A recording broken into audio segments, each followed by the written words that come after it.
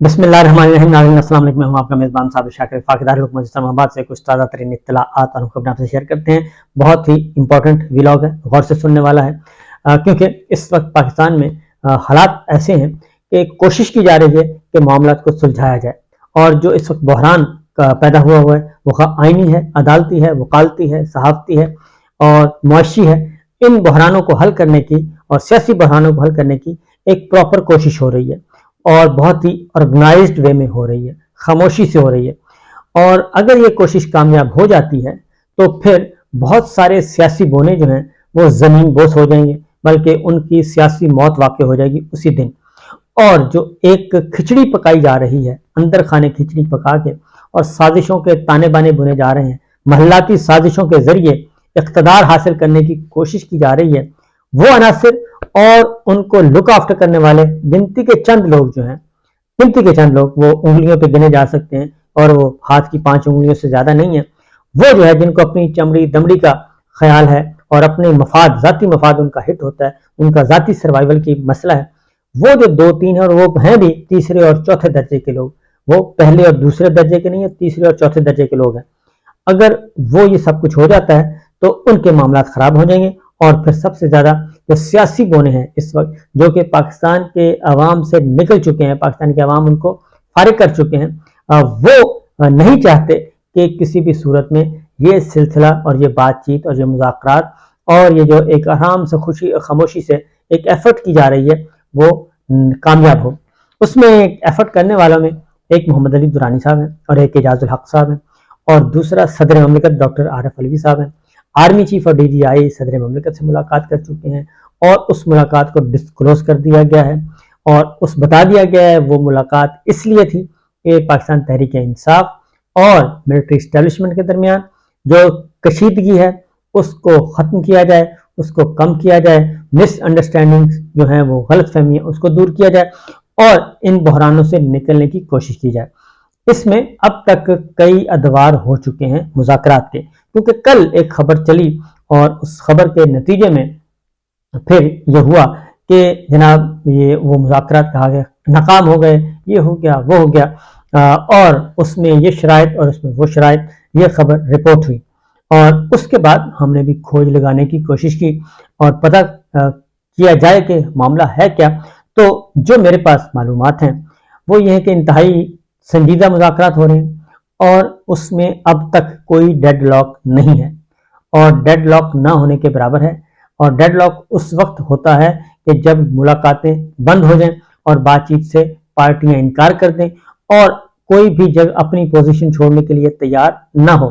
اس لیے 3-4 باتیں جو ہیں وہ بڑے کلیئر ہیں, 3-4 معلومات جو بہت کلیئر ہیں کہ نمبر 1, یہ بات چیت پرامن طور پہ اور بڑے اعتماد کے ساتھ آگے بڑھ رہی ہے, رازداری کے ساتھ آگے بڑھ رہی ہے, اور اس میں کوئی بھی فریق ابھی تک وہ فریق نظر آ رہا ہے یا نہیں آ رہا, اور کوئی بھی فریق اس میں ابھی تک مایوس نہیں ہے, اور کوئی بھی ڈیڈ لاک نام کی کوئی چیز نہیں ہے کہ ہم نے آگے نہیں بڑھنا اور اگلی ملاقات نہیں ہونی, یہ ہو رہی ہے. اور جو ایک چیز طے کی گئی تھی جو درانی صاحب نے بیان کی تھی کہ پاکستان, جمہوریت اور فوج, ان تینوں کو بچانا ہے. لہذا سمپل سی بات ہے کہ اگر جمہوریت بچ جائے گی اور جمہوریت بچے گی تو جمہوریت میں ہی پاکستان بچے گا اور جمہوریت میں ہی فوج سیکیور ہوگی. تو پاکستان, جمہوریت اور فوج, یہ معاملہ جو ہے اس کے ارد گرد ساری چیز چل رہی ہے اور بات چیت آگے بڑھ رہی ہے. اور جو کل ایک خبر چلائی گئی اس کا واحد مقصد کیا تھا, اور وہ واحد مقصد یہ تھا کیونکہ سب سے زیادہ مسئلہ اس وقت ہے پاکستان مسلم لیگ نواز کو, اور وہ ایک ظاہر جب ایک خبر آپ کسی کو بھی رازداری کے معاملے میں دیتے ہیں تو کسی بھی جرنلسٹ کے پاس آئے گی تو وہ اس خبر کو بریک کرنے کی کوشش کرے گا. تو بہرحال یہ ایک اطلاع ہے, اور اس دوران ہوا کیا ہے, یہ ایک طرف تو یہ ہے کیونکہ عمران خان صاحب کے ساتھ جو بات چیت ہوئی وہ بھی دونوں فریقین, کیونکہ اس پر لڑائی چل رہی ہے اسٹیبلشمنٹ اور عمران خان صاحب کے درمیان, دونوں کشیدگی کو ختم کرنا چاہتے ہیں, دونوں ایک دوسرے کو انڈرسٹینڈ کرتے ہوئے معاملات کو آگے بڑھانا چاہتے ہیں, دونوں آئین پاکستان کے تحت اور جمہوریت کے تحت یہ چیزیں آگے بڑھانا چاہتے ہیں, اور جو مس انڈرسٹینڈنگز ہیں اس کو ختم کرنا چاہتے ہیں. اور اگلی بات یہ، خواہ وہ 9 مئی ہو یا سائفر ہو یا کوئی اور ہو، اس میں بھی آئین اور قانون کے اندر رہتے ہوئے بات چیت کو آگے بڑھانا چاہتے ہیں. تو دیکھنا یہ ہے کہ یہ چیزیں آگے کیسے بڑھتی ہیں. اس میں اعجاز الحق صاحب بھی موجود ہیں، اس میں درانی صاحب بھی موجود ہیں، اس میں پریزیڈنٹ صاحب بھی موجود ہیں، اور یہ چیز آگے بڑھ رہی ہے. اور یہ مجھے بتانے والے نے بتایا کہ یہ چیزیں اس وقت آپ سمجھیں گے ڈیڈ لاک کہ جب ہم ڈی ایکٹیو ہو جائیں گے، اور جب ہم ڈی ایکٹیو ہو جائیں گے تو اس کا مطلب ہوگا کہ چیزیں آگے نہیں بڑھ رہی. اسی لیے اس پہ سخت ترین رد عمل آیا. کل جب یہ چیز آئی خبر تو اس پہ شدید ترین رد عمل آیا. اور پہلا رد عمل اسد قیصر صاحب کا سنیے. اسپیکر ہیں کیونکہ وہ بھی اس مذاکراتی عمل کا حصہ ہیں، بہت ہی اہم، اور اس میں رؤف حسن صاحب بھی ہیں. اسد قیصر صاحب اس کو لیڈ کر رہے ہیں، اسپیکر قومی اسمبلی رہ چکے ہیں. تو ذرا سنیے کہ اسد قیصر صاحب کیا کہتے ہیں. ہم نے نہ اس کے بارے میں سوچا ہے، نہ کوئی اس قسم کا ایفرٹس ہے، نہ کوئی اس قسم کی تجویز ہے. عمران خان کا مطلب ہے پی ٹی آئی، اور پی ٹی آئی کا مطلب عمران خان کے بغیر پی ٹی آئی کا کوئی تصور نہیں ہے. ہم قانونی طور پر اپنے کیسز کا دفاع کریں گے پاکستان میں. عمران خان اس ملک میں رہے گا، نہ وہ ملک سے باہر جائے گا، نہ ملک سے باہر جانے کا کوئی تصور ہے. ہم صرف اور صرف جو ہے نا پاکستان کے اندر جو ہے نا اپنے قانون اور آئین کے اندر ویسے اپنی سیاست کی جدید کریں گے. ہم کسی بھی صورت میں جو ہے نا باہر جانے کی نہ ہمارے ورکر تیار ہے، نہ ہماری لیڈرشپ تیار ہے. ہم عمران خان کو انشاءاللہ ہمیں امید ہے کہ باعزت طور پر بری ہوگا اور اس الیکشن میں 2/3 میجارٹی دے گا. یہ ہمارا ہم قانون کے مطابق، آئین کے مطابق ایک رجسٹرڈ پارٹی ہے. اگر ہمارے خلاف کوئی جو منفرد کیسے عمران خان کے خلاف یا پی ٹی آئی کی لیڈرشپ کے خلاف ہے، انشاءاللہ اس کے قانون کے مطابق دفاع کریں گے عدالت ہوگا. اچھا اسد قیصر صاحب، آپ سے یہ بھی جاننا چاہیں گے کہ ذرا یہ بتا رہے ہیں کہ صدر عارف الوی نے محمد علی درانی سے ملاقات کی ہے، اس سے متعلق آپ کے پاس کیا انفارمیشن ہے؟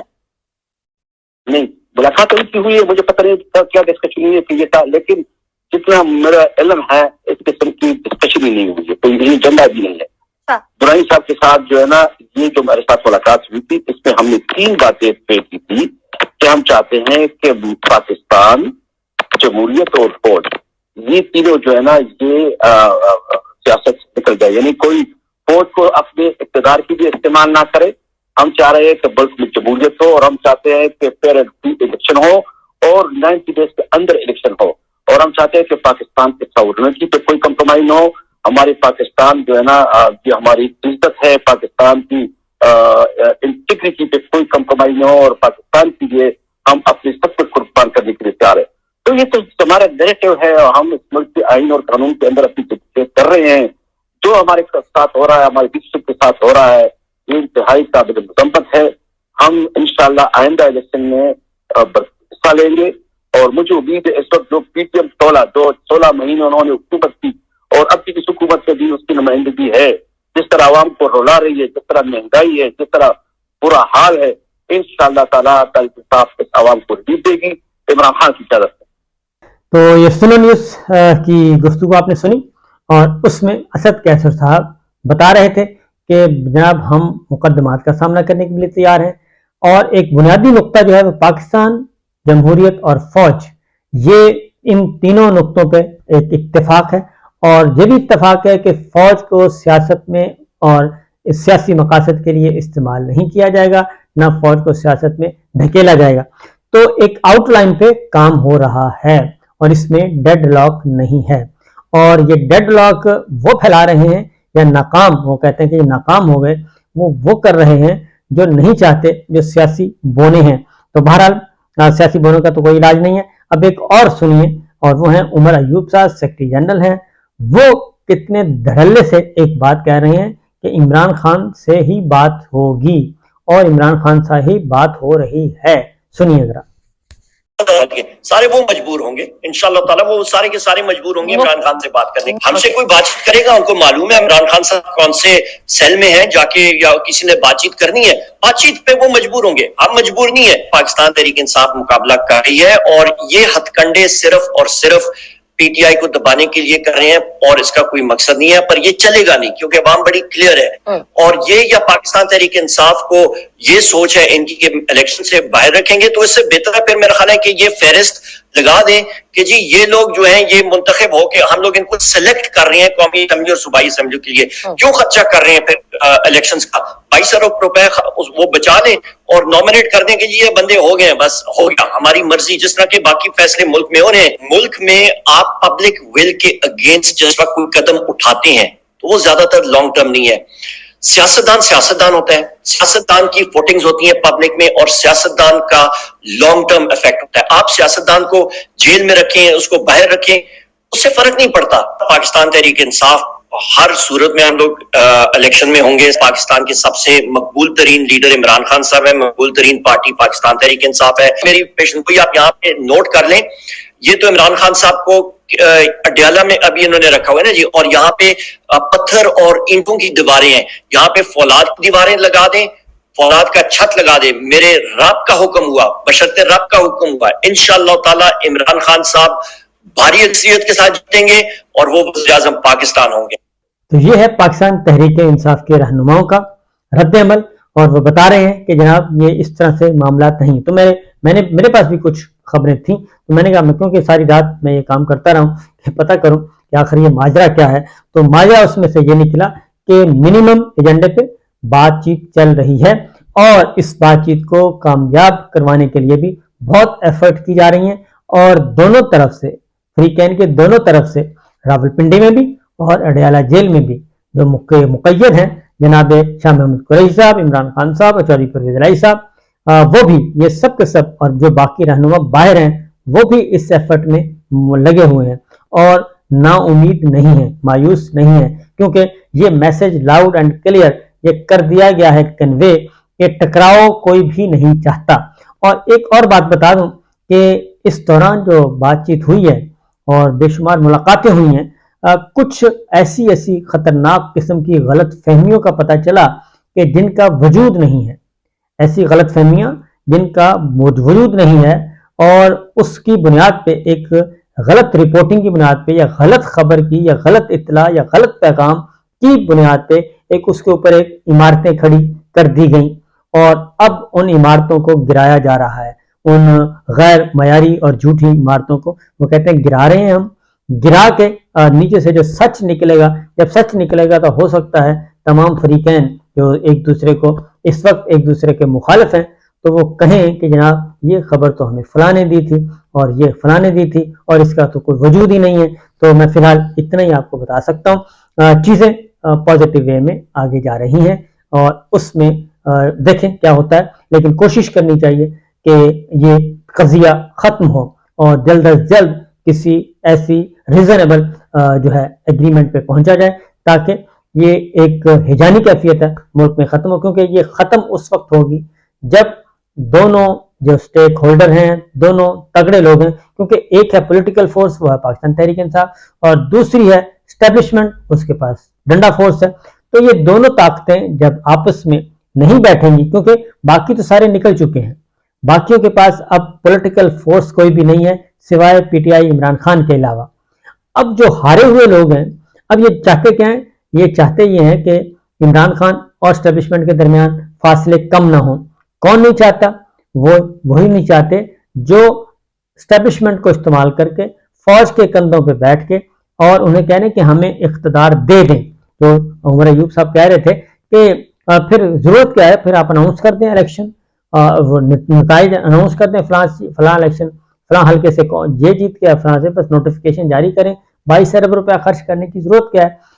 یہ جو لوگ ہیں 15 جماعتی اور خاص طور پہ مسلم لیگ نواز, یہ چاہتی یہ ہے کہ جناب اقتدار ہمیں رکھ کے دیں, ہمیں فوج جو ہے وہ بالکل ایسے ہی لے کے آئے اور ہمیں ہمارے ریڈ کارپٹ کے ذریعے لے کے آئے اور اقتدار دے, اور اس کے بعد پھر ہم ان کا گریبان بھی پھاڑیں اور ہم ان کی گلے بھی نوچیں اور ان کا چہرہ بھی داغدار کریں. وہ ابھی بھی انہوں نے شروع کر دیا, تو وہ ایک الگ خبر ہے, وہ انشاءاللہ دوں گا. بہت امپورٹنٹ خبر ہے کیونکہ کچھ چیزیں ایسی سامنے آئی ہیں کافی خطرناک ہیں. اجازت دیجیے, اللہ حافظ.